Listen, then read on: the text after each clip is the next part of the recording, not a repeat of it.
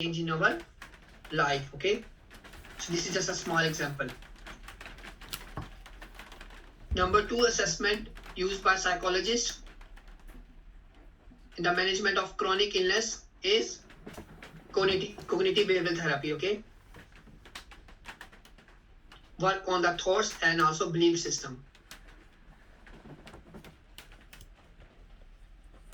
Changing behavior is far more complicated since many behaviors over the years become habitual and embedded into daily routine of individuals. Cognitive behavioral therapy aims to link between thoughts and feelings. Cognitive behavioral therapy considers a patient as a scientist doing experiments who, through self-monitoring, cognitive behavioral therapy involves in regular measurements and interviews. The idea of having agenda for each session set by both patient and therapist. And cognitive behavioral therapy is about learning a new set of skills. Okay, might be practical skills, conceptual skills, motivational skills, communication skills.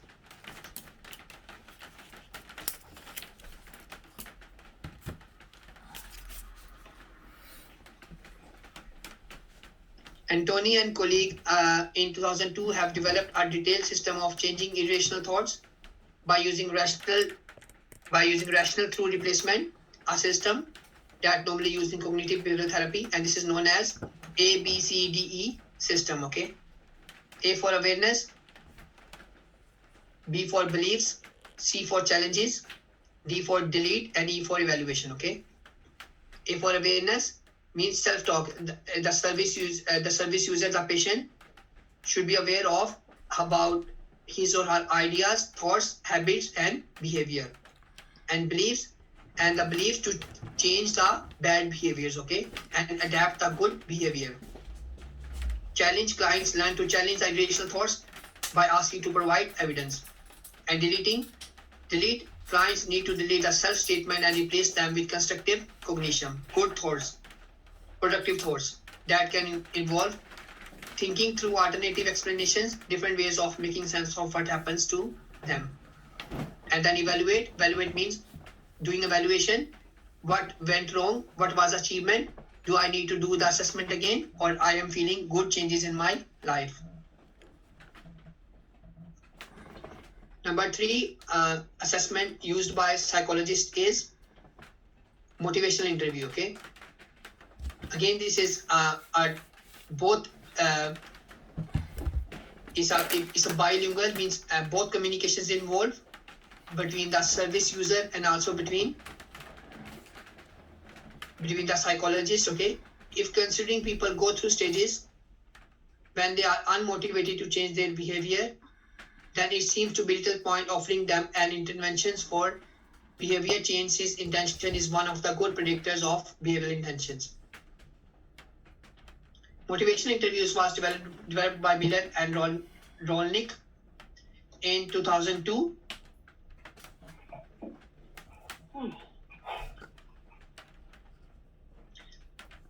To help consider behavior change and enhance their motivation to change.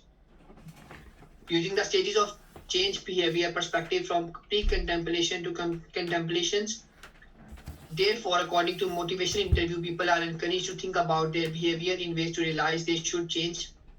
Motivational interview is based on the idea of cognitive dissonance is felt uncomfortable, and people are motivated to get out of dissonance by focusing on conflicting beliefs. So motivational interview is based on is well explained by trans-theoretical model, right? That's what we have discussed in last week. Pre-contemplations, contemplations, then preparations, then action, and then maintenance to change our behavior. Okay, and also bad behavioral habits such as smoking cessations, drug addictions, and alcohol consumption. Okay.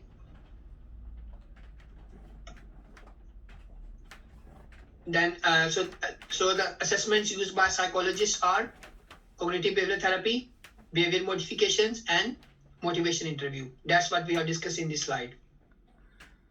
Assessments used by social worker, question method. Okay, question method. In this question method is dominated by the social worker. Okay, social worker normally lead the interview and ask most of the questions from the service user, okay, and find out the problems, different thought process, the past experiences and present situation of the service user, okay. In this question model, the contribution of service user is less, okay, because it's dominated by the social worker. The weakness might be that social worker might take that decision making, but the social worker, they cannot take that decision making because they have to discuss with the situation with the other professionals as well, okay. But the strength is it's a straightforward, simple method that social worker can get more and more information about the service user, okay, and also the current situation. Exchange method is more preferable than question method because in exchange method there is a proper chances given to the service users as well to express his or her ideas, beliefs, situation, thought process, belief system, okay, and also to consider some inputs to that would help to behavior change, okay. So it acknowledges that the social worker expertise lies in their problem solving abilities. Through development of trust is to seek a compromise between choices and needs through the involvement of all parties. The social worker takes on responsibility for managing the process of assessment. The focus is a holistic assessment of the context in relation to the individual over time, okay. So in that way, the service user feel more empowered. It enhances motivation and satisfaction level, and the service user will personally involve to become the process to change his or her behavior, okay. Number 3 method, procedural method, procedural model. Again, this is a method of questions that were used by the social workers in having a meeting with the service users, okay. But this procedural model having some limitations, okay, because they have to follow the legislation, guidelines, organizational policies, and only ask a set of questions, okay, that are designed based on legislations and policy framework. The advantages are in that way they can get, it's a simple method, they can get a huge amount of data, statistical data, but obviously the disadvantage is that sometimes they are not realistic, it's confusing, and sometimes the information has been separated to different professionals, okay. So this question method, exchange method, and procedural method, they having their own pros and cons. These assessments used by the social workers in providing support to service users with different health conditions, okay. So far we have discussed assessment used by the GP, assessments used by the psychologist, behavioral modifications, cognitive behavioral therapy, and motivational interview. Then we have discussed assessment by the social workers, question method, exchange method, and procedural process, okay, or model. Now we can also add the assessments done by the occupational therapist. Occupational therapists are skilled professionals who play a critical role in finding solutions to everyday problems as a result of health condition. Occupational therapist uses house or environmental observation assessment. He also considers all of the individual needs, physical, psychological, social, and environmental needs.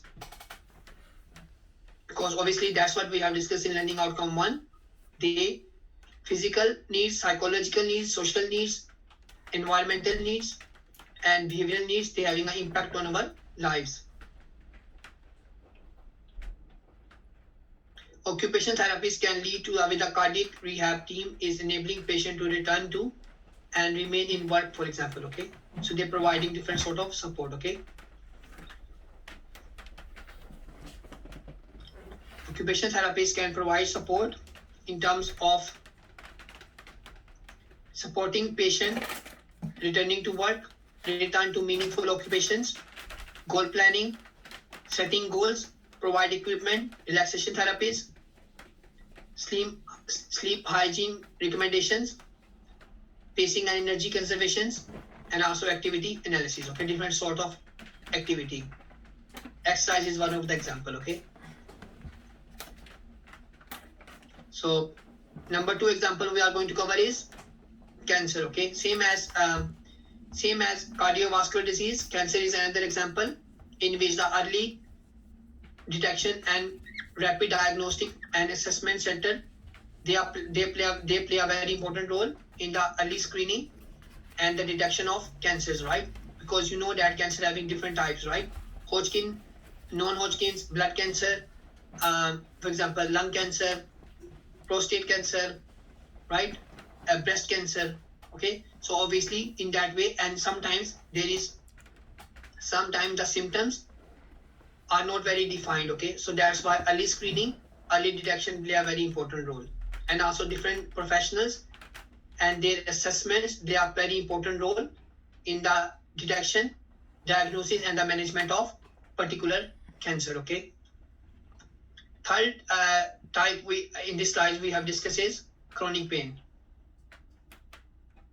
So you need to think about the different sort of assessment made by the GP and other healthcare professionals for a patient suffering from chronic pain. Okay. So that might be done by the GP or even the osteoarthritis doctor. Okay, who can prescribe some different tests, for example, MRI, CT scan, right? Medical and biopsychosocial model of treatment. Chronic pain, changing and controlling health conditions with a view to reduce dependency and long-term effects. The impact of physical ability, mobility restrictions, confinement or treatment or methods of support, and also use of holistic complementary treatment, acupuncture, homeopathy, or herbal medicine. Okay. So different professionals, they also make different assessments that will support individuals who are suffering from chronic pain. Okay. So in M3 criteria, you need to cover the effectiveness of different assessments. We have already discussed assessments done by different professionals. In M3, you need to analyze the effectiveness of these assessments to improve an individual long-term health conditions. Okay. These are different indicators of effective assessment and interventions. Early diagnosis, evaluation and assessment, clear and appropriate treatment planning, multidisciplinary support, and also the support of other professionals such as family therapists, crisis interventions, appropriate medical administration and management, long-term prognosis and support, prevention, treatment, and management of psychological health conditions with physical symptoms, providing them not only physical support but also psychological support. And approaches to treatment, consideration of psychological, behavioral, emotional, cognitive, and social factors contributing to the development of health conditions.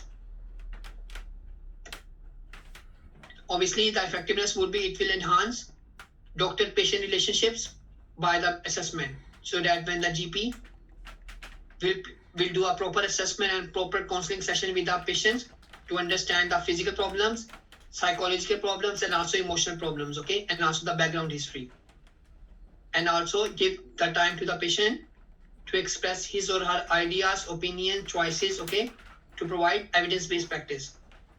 So it will enhance doctor-patient relationships, and also a patient will become more empowered, satisfied, and also will adhere with the medications and instructions given by the doctor. Okay.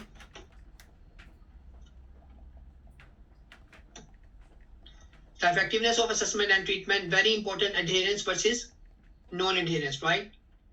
That's the main problem. Most of the people with chronic problems like cancer, diabetes, cardiovascular disease, and Alzheimer, they don't take their medications, right? They are not very compliant or adherence with the medications prescribed by the doctor. That's why the situation gets worse and worse. Okay, because they don't follow the instructions, they don't follow the medications. Okay, especially for the diabetes, the adherence percentage is very less, okay, in all of the countries. People don't take medications regularly, okay, because of their belief system, okay, because of their motivation level, and also because of different factors, okay. And ultimately it will be time consuming and also wastage of money as well, okay. I still remember one story. I was working in a pharmacy, and I covered 3 months there, and we have one cancer patient, and normally every 2 days he called to the pharmacy that the medication has been finished, so we need to sort our prescription, right? But we keep us telling them your medication just 2 days before we have delivered, so you should have your medications with you, right? So there is always a dilemma between herself, between the pharmacy and between the doctor. Doctor prescribing, I couldn't write down prescription again and again. So what happens basically? Eventually, after 1 month, the patient has died, and their relatives come to the pharmacy with 3 bags full of the medications, right? And it was so miserable that in one bag there are around 25 packs of insulin, okay, no, and also cancer medication. So obviously, it means that the patient was not taking medication just because of the psychological. She was putting pressure on the pharmacy and the doctor that the medication has been finished. So obviously, it is not only the wastage of money resources, but also wastage of a huge amount of wastage of money as well, okay. That's why one of the reasons, because of non-adherence, non-compliance, we are putting so much pressure on the NHS as well, okay, which is quite unfair. So cognitive behavioral therapy play a very important role and used in the health psychological, particularly for a number of chronic illness, in order to change behavior such as physical activity, exercise, good diet, safe sex practices, smoking, and alcohol intake, behavior change, okay, and also to reduce weight, especially for the obesity, and also having a good diet in case of inflammatory bowel syndrome. Motivational interview give more encouragement, more motivation, sense of belongings, and also think about the good things about life, and also get rid of smoking cessations and drug addictions, okay. Motivational interview also used in substance misuse counseling is both client-centered and semi-directive. This approach attempts to increase the service user awareness of the consequences of the behavior and to encourage reflection on the benefits that might be achieved through change, okay? Because obviously drug addiction, the person cannot support himself or herself, and it's a big burden on the society and also to his or her family members, okay?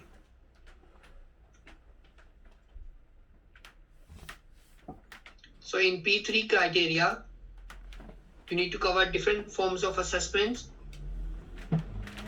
Okay, let me explain you from this slide, okay? Look, so in P3 criteria, so review how different forms of assessment are used to identify and support individuals with specific health conditions. Review means looking thoroughly into a subject. This should be a critical assessment and not merely descriptive. So for P3, in order to the heart disease, which review today you need to conditions such as diabetes, arthritis, dementia, chronic back pain, or any other heart conditions, for example, OCD, obsessive compulsive disorder, and highlight the assessment used by different healthcare professionals, such as a GP, nurse, psychologist, social worker, occupational therapist, nutritionist, physiotherapist, or any other professions to identify and support individuals with that health condition.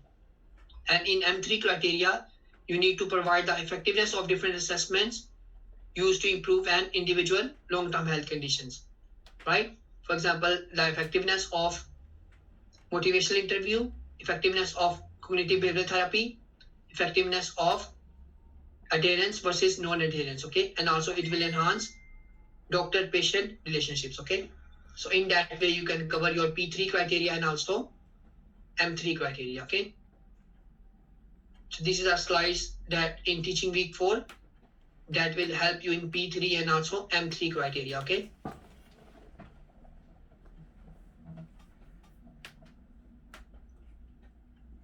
There are a few resources and chapter summary, psychiatric assessment and diagnosis, assessment in health psychology reading, and 2-3 videos that will help you in P3 and M3 criteria. Otherwise, very good slides that we have just discussed, they are here. HP PowerPoint slides, P3 and M3 criteria, okay? So this is all about your P3 and M3 criteria, okay? So if you have any question, you can ask me, okay? Before this, you have your formative submission due. The links has been open now until next week, okay? 2nd of November. Meanwhile, please don't email me your work. Rather, submit your work on your formative submissions, okay? So that I prefer to give you feedback from there so that I can check your similarity and also provide you descriptive feedback, okay? So formative submission links 61, formative links 62. It will close on 2nd of November. So what we have discussed, at least you need to submit your P1 and P2 criteria, okay? But if you are ready, you can submit P1, P2, P3, M1, M2 and M3 criteria. Next week, I will revise learning outcome 1, learning outcome 2, learning outcome 3, and then at the end, we will cover learning outcome 4 and also our distinction criteria. Okay? So if you have any question, you can ask me. Hi, Nevin. Hello, hi. What's your name? John Dina.